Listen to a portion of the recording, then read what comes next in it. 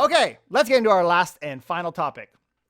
Are investors driving up housing prices in Canada today? Are investors the ones to blame? Well, a Global Mail article speaks to that topic. Investors account, listen to this, for one fifth of all home purchases in Canada, adding more fuel to the debate about their influence in the country's soaring real estate prices and demand for housing. We talked about this last week on our show as well, but I want to cover it again as more information unfolds. And where do we stand on this? Is this something that needs a level of intervention, real intervention, not some of the fake stuff we've been doing over the last couple months? Since the start of COVID-19's pandemic, investors buying has rebounded to 20%, 20.1 of all purchases across the country, with a slightly higher share in Toronto and Hamilton. And this is lower than during the tail end of the previous real estate boom, but higher than pre-pandemic days. So the investors have woken up. Low interest rates, high inflation. Sounds like a good time to get invested. Pilot Matt on our YouTube channel left a comment, thought I'd share it here. Why wouldn't a corporation invest in single detached real estate? The government keeps saying they will not let people be underwater on their mortgages. So the short of it is the government will not let a correction happen. That means they will only make profits. We have a big problem showing up in the markets now. Working professionally are being priced out of the market across Canada. We have people making money in real estate. That's kind of the engine. That seems to be the only thing that's fueling our entire GDP. And so what a good opportunity for some large corporations to move in. Well, is the Bank of Canada currently dealing with it? Here's what they had to say. Quote, determining the precise level of which investor activity should be a cause for concern is difficult and requires further study. That was Alex Patterson, spokesman for the Bank of Canada. Oh yeah, okay. So we're going to blame it on the data. Thanks, Alex. Dude, it's been 2 years since Notre Dame burned down. You still don't know how it started? Isn't a hunch enough at this point? Not to mention the data the Bank of Canada is using is actually skewed. Here's how they define investors. Borrowers who obtain a mortgage to buy a property while maintaining a mortgage on another property. That's it. That's your investor. It doesn't include all cash transactions and only goes back to 2015 when the country's real estate market was already frothy. So we don't even have past stats, right? There's no history there. Plus, the data is safeguarded, right? In Canada, it's difficult to define, quantify, and even measure as real estate investors and their effect on the market. Publicly available housing data is mostly from the real estate industry, which is where most of our info comes from. So you try and come up with these kind of, you kind of limp along with these other programs. So we got one, the Canadian Housing Statistics Program that was launched as part of StatsCan between 2016 and 2017 to figure out what's going on with the real estate boom. They're trying to fill data gaps and use information from a bevy of sources, including property taxes, tax filings, and census data. We're trying to figure out how big a problem is it? How big is it? Well, they haven't got a ton of stuff, but they do have some stuff, which should indicate that the numbers, they're not very good.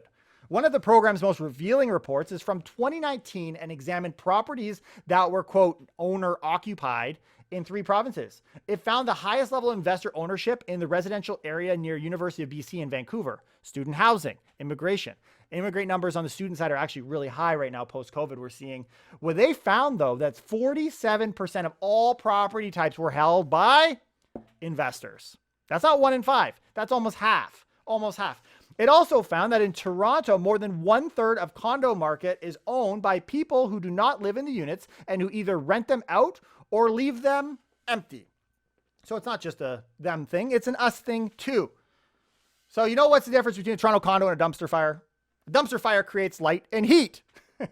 Now we're even flipping the damn switch here in our condos. Moving on, CMHC, what did they have to say about it? Well, the share of newly completed units added to the condominium universe and leased was almost 57% above the average 50% that's been the case over the past 5 years. So when we look at the 2020 report CMHC just released about the rental market, we see an unfair number of investments, newly completed units being swapped over for a rental supply. So we're helping the rental market. We're not so much helping the housing market, right? Demand, though, it's demand. But the tide may be starting to shift slowly.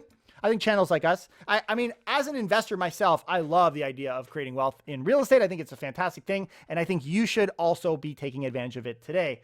But we got to level the playing field to some extent. I think we would be kind of ignorant to just say investors aren't manipulating or changing the market, not in order to do it for the manipulation itself or success itself, which some people would argue that too. They're just trying to make money because it's a great platform to do it. Well, the word is out because real estate investors have come under more scrutiny after news broke that a Toronto condo developer, we talked about this on our last show, is planning to buy $1 billion worth of single-family homes in Canada rent by 2026. Not only that, other developers are saying it's a great idea. Maybe we'll do it too. I added the maybe we'll do it too, but when you say it's a great idea, I mean, I think that's the assumption. But trust me, if you're sitting back and you're thinking, I'm looking at a house, I'm going to be able to, I could take these suckers on. You can't compete with investors. Here's why. Andy Yan, housing expert and director of Simon Fraser University City Program, said, investors are able to take bigger risks than home buyers who intend to live in their home, as the investors can tap their existing assets to offer higher prices. I'll just buy you out. You know, an extra 10, 20 grand, it's a long-term investment. It's a good long-term investment. Quote, they have a greater set of moves than homeowners. They have more financing. I don't need conditions. They got more capital and higher risk capabilities. Wholesalers. There is the wholesaler, right? Well, between 2011 and 2020, I found this interesting. The percentage average home increase between home prices, so the percentage increase of home prices and percentage increase of average rent. Check this out. Home prices have doubled between 2011 and 2020. Rents are up only 30%. So someone could sit back and say, you know what, renting rates, the cost of renting is just so damn high. You'd be correct. I mean, you're up 30% over the last 10 some odd years, but the purchasing price is just way beyond that. So John Passalis summarizes on Twitter. He says, this expansion is investor finance rental units over end user properties, largely explains why over the past 10 years, home prices have doubled. So what's happening is people, if they are buying real estate, they're flipping them into rentals. So the rental supply isn't as tight as the housing market. So some units are coming on, a good chunk of them are going back out in the form of rental units. You convert that basement apartment into a second suite. Now you've got one property being purchased and two rental units coming out the tail end. Not to say we don't need to deal with rental prices and they're not exceptionally high, but there's a reason when you compare Canada against the rest of the world that we come number two when we look at things like the price to rent ratio, or the rent to income ratio, and rent to purchase ratio being just so bad in our country. But why? Because a property purchased is a property rented. So it's not just a supply issue. It's not. Housing advocates question the idea that there is a supply shortage when so many property owners are investors. Quote, you will constantly hear it is supply, supply, supply, but supply for whom?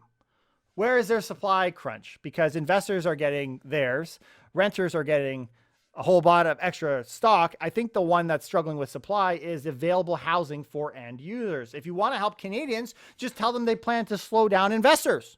It's not that hard, right? It'll work. Trust me, bro.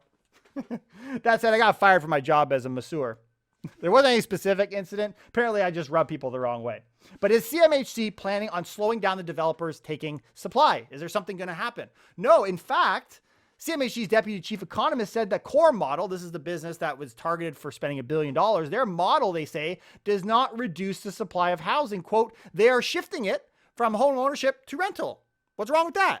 What is wrong with that? Baseline left a comment on our last YouTube video. Start of the decade where only landlords and renters in the GTA begins.